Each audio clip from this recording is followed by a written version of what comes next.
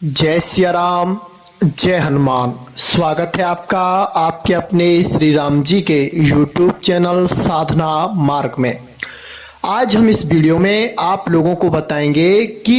बहुत से साधक ऐसे होते हैं जो बताते हैं कि गुरुजी हम लगभग 2 से 3 साल से जाप कर रहे हैं, निरंतर जाप करते हैं और जो मंत्र हमको मिला है उस मंत्र का जाप करते हैं, नियम संयम से रहते हैं, फिर भी हमको कोई भी अनुभव प्राप्त नहीं होते। ना तो मंत्र जाप के ही अनुभव होते हैं, ना हमें इष्ट के ही दर्शन होते हैं, ना ही कुछ हमारे अंदर अलौकिकता दैवीयता आती है और ना ही हमारे अंदर कुछ ऐसा बदलाव आता है जो कि हम में लगे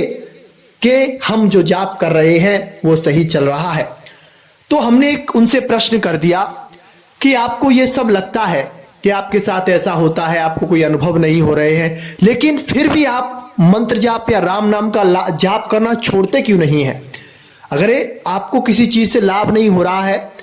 तो जैसे कि किसी डॉक्टर के पास हम गए और उससे दवाई ली और उस डॉक्टर की दवाई से हमें कोई लाभ नहीं मिल रहा है, पैसे वो वैसे ही ले रहा है, तो फिर आप उस डॉक्टर से दवाई लेने जाएंगे, कुछ समय बाद आपसे उससे बंद हो जाएंगे और कहेंगे कि दूसरे डॉक्टर के पास जाएं और अच्छे से चेकअप कराएं। लेकिन फिर भी आप जाप करना, राम नाम का जाप करना, साधना करना छोड़ क्यों नहीं पा रहे हैं?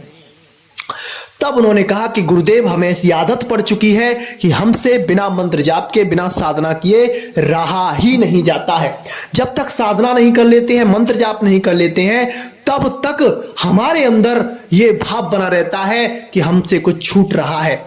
और ये नियम हमारा लंबे समय से चल रहा है और इसे अब हम छोड़ नहीं सकते हैं।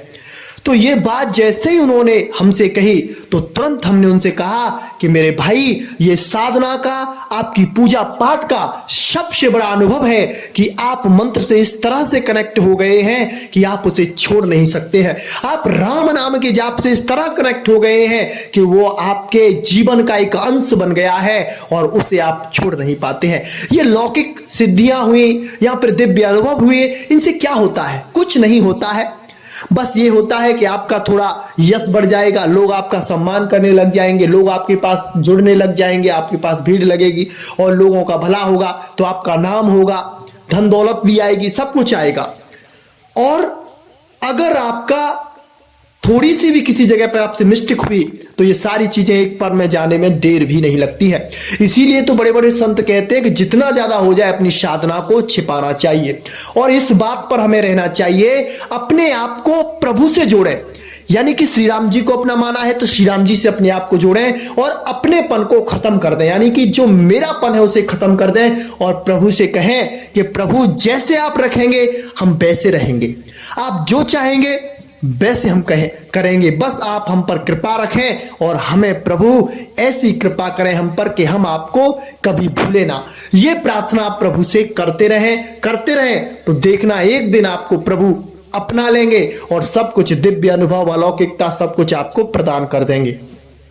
ये तो ही संतों की बात, जो संत कहा करते हैं और संतों का जो मार्गदर्शन होता है, जो सबसे श्रेष्ठ होता है, वो आपको हमने बताया है। अब हम आपको बताते हैं कि जो भौतिक जगत में जो साधना करने वाले लोग हैं, अनुभवों की वजह से साधना करते हैं, दिव्य शक्ति की प्राप्ति के लिए साधना करते हैं, तो उनके लिए अब हम इस वीडियो में बात करते हैं। देखिए, आपके जाप में कोई ना कोई ऐसी मिस्टेक हो रही है, या तो आपका कोई गुरु धारण आपने नहीं किया है, या फिर आपके गुरु ऐसे हैं जिनके अंदर जागृति नहीं है। आपके गुरु के अंदर जागृति नहीं है और जिनका जो मंत्र आप जाप कर रहे हैं तो आपके अंदर उस मंत्र की गति नहीं हो पा रही है, या फिर आपके अंदर कोई ब्रह्मचर्य की कमी रह रही है, या फिर कहीं ना कहीं खान पान में गलती हो रही है, या फिर आप किसी ऐसी चीज में फंसे हुए हैं जिस चीज की वजह से आपका आध्यात्मिक मार्ग रुक रहा है, या फिर आपके जीवन में प्रेत बाधा चल रही है। यानी कि प्रेत बाधा, पितृदोष, जिसे हम पितृदोष भी कहते हैं, प्रेत बाधा भी कहते हैं।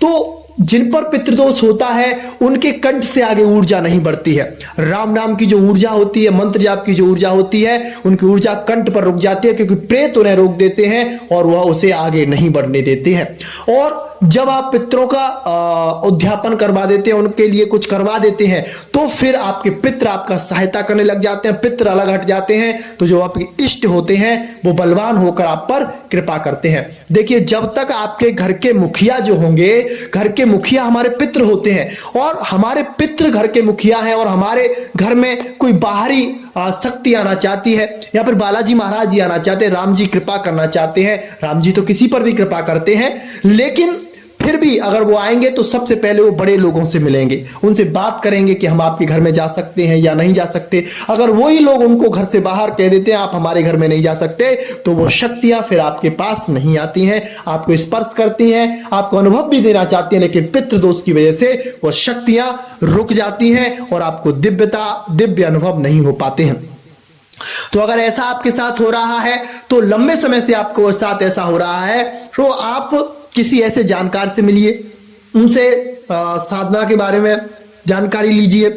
और अपने बारे में उन्हें बताइए, अच्छे से बताइए कि ऐसा ऐसा मेरे साथ हो रहा है, तो वो उसका समाधान कर देंगे और आपके जीवन में आपको आध्यात्मिक मार्ग की उन्नति मिलेगी और आध्यात्मिक मार्ग में आप आगे भी चल सकेंगे। तो मेरे प्यारे श्री राम जी के भक्त